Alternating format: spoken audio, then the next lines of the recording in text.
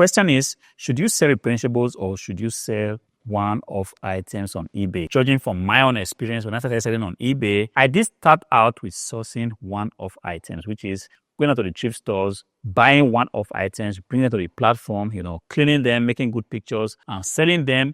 Whenever they sell, that is the end of the transaction. You see, there's always not the possibility to get that item again. So what it means is that I was always caught up in this circle of having to go back to source for item. Whenever I got items, I had to clean them up, repeat the process again, make pictures, post them on eBay, and when they are sold, they are gone forever. You see, the problem is when you begin to scale your business, you are ultimately going to begin to see problem with this method, because there's going to be a time you will not be able to go out to source for inventories anymore. And you also realize that, look, there are certain things that just tend to sell very well on eBay. And the more you can focus on those things, zoom in on them and keep getting those things, you can actually go ahead and put your whole eBay shop on rinse and repeat, which is the point that everybody strives to be in. See, I stand to be corrected. Every seller right here, nobody wants to put in the work for just a minimum amount of income. Everybody wants to just set this whole thing up and ensure that the thing continues to work pretty much on autopilot. So you do not have to do a lot,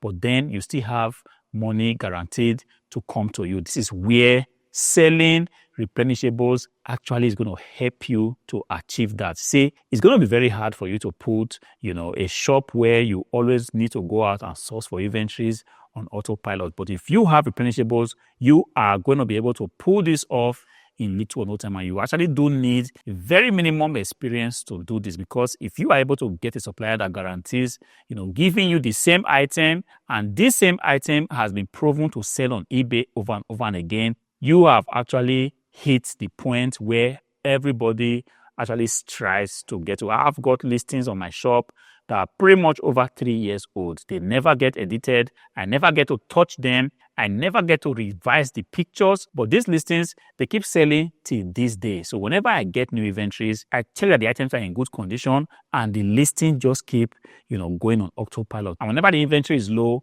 all I have to do is to go into the listing, edit the quantity I have, and the listing is live again. This is a beautiful place to be. I can't just but tell you how this method of doing business just changed my life, changed the game for me, because there was just no way I could keep going around looking for inventory. There was a time I was actually going crazy because I didn't want to drive no more to a particular location to just pick stuff, because sometimes I would drive about 70 kilometers one way, and I'm coming back, I received another call that, please, if you want, you can actually come back. And it was just a mess. Of course, I understand that you can actually make good profit, selling, one-off items, going out to pick items in the thrift store and all that. But then sometimes it's going to come to a time where you have to make a decision for yourself. For how long are you going to continue to live your life like this? For me, being that I'm married with kids, it was just not sustainable. There was no way I could continue to sell one-off items.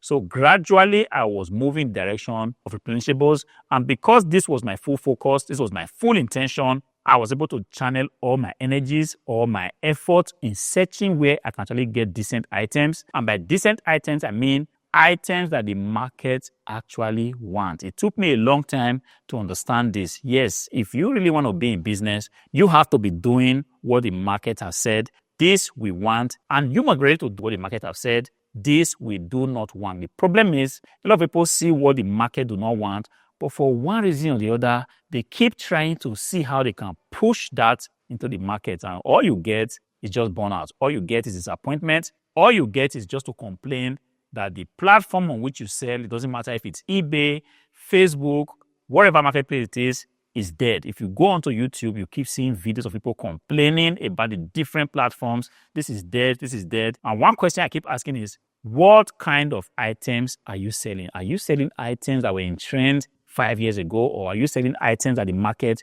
want today? Sometimes, if you want to play the game of what the market wants, you should actually be ready to play what the game entails. And sometimes, you have to be ready to go down on your profit level. If you are cool with that, then you can actually build this cash flow machine, because at the end of the day, truth be said, cash flow is a very, very important decider of whether your business will be able to stand the test of time or not. If your business thrives in just making a one-off sale, you sell one item today, you have to wait for another week before you make another sale, that business is not going to stand the test of time. Yes, if it is a hobby, you can go ahead and keep it so, but if you're looking for a functional business, a business where you can actually, make a lot of plans, you can walk into a bank and say, look, these are my tax documents for 3 years. I really do think I want to take a credit from you guys, and the bank is going to oblige you. Then you need a business that's able to guarantee you a lot of cash flow, like a predictable cash flow. What I mean by predictable is that you can pretty much say that today I will be able to sell like 2 or 3 computers. At the end of the week, I should be able to sell like 20 computers. And at the end of the month, I should be looking at 100, or 80 computers, depending on what kind of computers you are selling. I just use computers as an example. It could be, car parts, it could be kitchen utensils, it could even be clothing. But if you can actually go ahead, lay your hand on very good replenishable source where you can actually feed your shop with predictable inventories, you are going to change the game for yourself. This happened to me, and I'm not just talking from, hearsay. I'm talking from real life experience. I was selling everything that I could lay my hands on, pretty much everything. But at the end of the day, if you take a look at my shop today, it's pretty much just limited to just one category. And most of the items in my shop are things that I can get over and over and over and again. And because of that, my business became pretty much predictable. I can actually, spend time now focusing on how to beat the competition, how to even be the best seller in the category which I sell, or how to play the game that the competition is playing, how to position myself, because whenever it's school season, it's a different strategy. Whenever the year is coming to an end, it's a different strategy. Whenever goods are being returned for no reason, it's a different strategy. Whenever somebody is also putting a very bad price in the market, making it impossible for you to sell your things, is also a different strategy. So because my shop is pretty much on autopilot, I do not have to spend countless hours driving around just to source for few inventories. I'm able to actually, prepare myself for the different strategies and to deploy them whenever they are necessary. Yes, if you ask me today, I pretty much say that, look, you can't actually start out with selling items, because anyway, somehow you still have to test the waters. You have to get used to the whole process of reselling. You cannot just start out now and say, look, I want to be the number one choice reseller to a particular distributor. You need time to build these relationships. And while you are doing that, there are some core skills that you need to pick up. And if you go about buying things from the shops, buying things from the thrift stores, from the flea market, you can actually go ahead to pick up this experience. And truth be said, every experience that you pick up while driving around or going around to the thrift stores are ultimately going to be brought to the fore at some point in your career. So if you are right now in the phase of going around, picking up stuff in the thrift stores, do not be discouraged. Keep doing it. But let your ultimate goal be that at some point in your reselling journey, you are going to build a functional shop where items tend to come to you, and where the items are pretty much predictable, and where the items are absolutely what the market wants. In this way, you can actually do yourself, first of all, a great help by being less stressed, by having a predictable business, and if you are somebody that is married and has a family, you can actually have a planned life. You can have time for holiday.